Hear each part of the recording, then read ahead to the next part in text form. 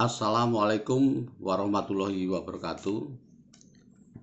Pertama-tama saya ucapkan selamat atas berdirinya atau terbentuknya Dewan Energi Mahasiswa Sumatera Barat. Mudah-mudahan ini bisa diikuti oleh daerah-daerah yang lain ya, sehingga sikap kritis ya dan juga mungkin langkah konkret yang bisa diinisiasi dari Dewan Energi Mahasiswa ini. Saya kira ini sesuai dengan cita-cita Bung Hatta tentang kedaulatan ya, kedaulatan negara. Bahwa negara ini harus berdaulat. Secara politik kita sudah berdaulat di tahun 45. Nah, secara ekonomi kita juga harus berdaulat ya. Dan juga apalagi secara energi kita harus berdaulat. Di era sebelumnya, era Orde Baru ya, kita ketahui sumber daya kita yaitu energi, terutama gas bumi. Jadi energi itu kita bisa bagi dua, yang satu energi konvensional fosil dan energi terbarukan. Kita bahas satu-satu ya. Kita sangat kaya dengan energi fosil ya, minyak, gas, batu bara dan sebagainya. Di era Orde Lama itu banyak dikuasai oleh asing ya, sehingga kita yang boleh dibilang tidak berdaulat ya. Ada Total di sana menguasai, ada Selam Bersih dan sebagainya ya. Mungkin itu memang pada saat itu sangat diperlukan ya, tetapi tidak boleh, kata Bung Hatta juga tidak anti investasi asing, tidak anti modal asing. Silahkan modal asing masuk, karena kita perlu ya, di awal-awal kemerdekaan itu kita perlu membangun, perlu modal, perlu teknologi, tapi jangan terus menerus ya. Kita harus dikembalikan kepada anak bangsa. Nah ini ya saatnya sekarang ini ya. Ya kita bersyukur Freeport itu sudah 51% dikuasai Indonesia. Nah ini luar biasa ini. Dengan 51% kita menguasai policy Freeport itu. Untuk apa duitnya, kemana dananya dan sebagainya, harus untuk rakyat ya. Nah diikuti lagi dengan Blok Mahakam ya, sudah kembali ke Indonesia dan dikuasai Pertamina sekarang. Ada Blok Rokan. Nah, saya kira mahasiswa juga harus melihat ini, mana lagi yang harus bisa dikembalikan dan kita suarakan ya, untuk kita rebut kembali, untuk dikuasai oleh bangsa sendiri ya. Jangan sampai kita tergadai. Banyak negara-negara lain yang miskin dan tergadai akhirnya secara ekonomi ya dikuasai oleh orang lain ya. Kita tidak boleh seperti itu. Itu untuk fosil ya. Nah sekarang kita juga sudah mengembangkan energi terbarukan ya. Saya kira ini tentu saja mahasiswa juga sangat interest ya terhadap energi yang baru ini. Ada kita punya air ya, air terjun yang di mana-mana besar, masih banyak yang belum dimanfaatkan. Kita punya matahari yang selalu bersinar, kita punya angin, kita punya panas bumi. Itu adalah semua energi-energi yang tidak akan habis seperti energi fosil. Nah saya ingin khusus membahas tentang sawit ya, sebagai sumber energi terbarukan.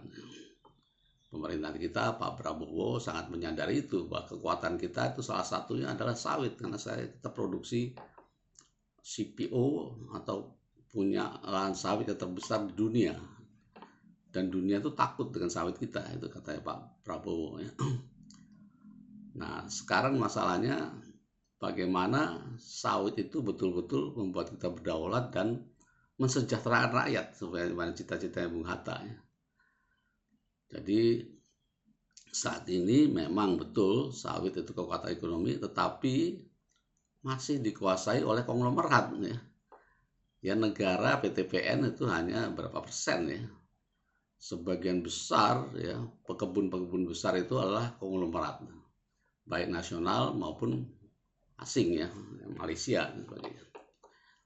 Bukan berarti kita anti itu ya, tidak. Bung Hatta juga tidak anti investasi swasta, tidak. Swasta silakan ikut membangun ya. tetapi tolong tumbuhkan yang kekuatan rakyat.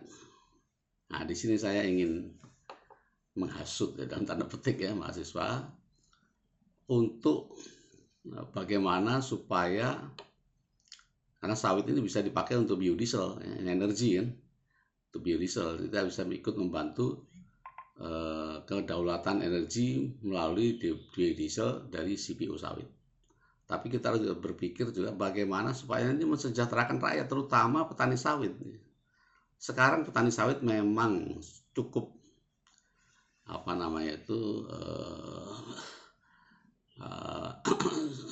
ekonominya cukup baik ya, karena tentu saja produknya akan diambil TBS-nya oleh pengepul besar yang punya pabrik. Tapi ini mesti belum adil karena yang diberikan tentu yang tidak sebagaimana seharusnya ya. Jadi ide saya bagaimana teman-teman ini bisa membangun visi ya yang real, yang konkret sekarang ini. Bagaimana petani-petani sawit itu punya pabrik CPO, ya, punya pabrik sendiri. Tentu saja kita tidak bisa berharap visi ini muncul dari para petani, mereka hanya bisanya ya bertani dan sebagainya. Tapi kita lah, civil society, terutama mahasiswa ya, yang bisa mengupayakan itu. Dan sangat sederhana, tinggal dikumpulkan aja petani punya sawit yang luasnya total minimal 3.000 hektar, syukur lebih. Terus kita bangunkan pabrik dengan cara koperasi ya, dengan cara koperasi yang akan mengelola itu semua, membangun pabriknya, dan kita lobby supaya itu bisa diterima sebagian besar oleh pemerintah untuk biodiesel. Insya Allah pemerintah akan sangat senang sekali. Dari mana dananya? Bagaimana? Siapa yang menguasai teknologinya? Nah, saya ingin memperkenalkan diri. Saya adalah Sekum Yayasan Proklamator Muhatta. Yayasan Proklamator Muhatta sudah mengendorse pembentukan koperasi yang namanya Koperasi Jasa Industri Rakyat Mandiri. Di situ terdiri dari para profesional yang bisa bikin FS, bisa melakukan engineering, mengetahui tentang tata kelola sawit ya. Jadi kita bisa menjadi partner ya dari teman-teman sekalian, adik-adik sekalian di mahasiswa ini. Terus bagaimana modalnya? Di Sumatera Barat itu kan ada Koperasi Saudagar Minang Raya. Itu kumpulan saudagar-saudagar Minang yang kaya-kaya siap mengendorse. Jadi saya ingin mengintroduce bahwa sekarang ini sudah dibuat aturan tentang koperasi multi pihak. Jadi kalau dalam konsep tadi, pihak pertama adalah yang punya sawit, ya tentu saja petani sawit itu pihak pertama. Pihak kedua adalah yang memiliki modal, ya misalnya koperasi Saudagar Minang Raya. Yang ketiga adalah yang memanage, membangun pabrik, mengelola dan mengoperasikan pabrik. Jadi 3 unsur itu sudah cukup. Ada yang punya modal, ada yang punya sawit, ada yang profesional menjalankan pabrik CPO itu, karyawan-karyawannya, operator-operatornya itu pihak sendiri. Jadi 3 pihak itu membangun suatu koperasi multi pihak. Nah, saya dari Coach Irawan siap membantu. Tolong teman-teman Dewan Energi Mahasiswa Sumatera Barat coba mulai melakukan riset kecil-kecilan, melakukan studi, nanti kita bantu, kemudian buat proposal yang baik diajukan ke Saudagar Minang Raya, pasti akan disambut dengan baik. Pemerintah juga menyambut baik. Jadi ini tinggal jalan sebetulnya ya. Dan kita akan melihat bahwa petani-petani sawit kita, nah kalau petani sawit tersejahtera, banyak yang bisa tersejahterakan karena multiplier efeknya luar biasa ini di Sumatera Barat ini. Jadi itu usulan konkret saya.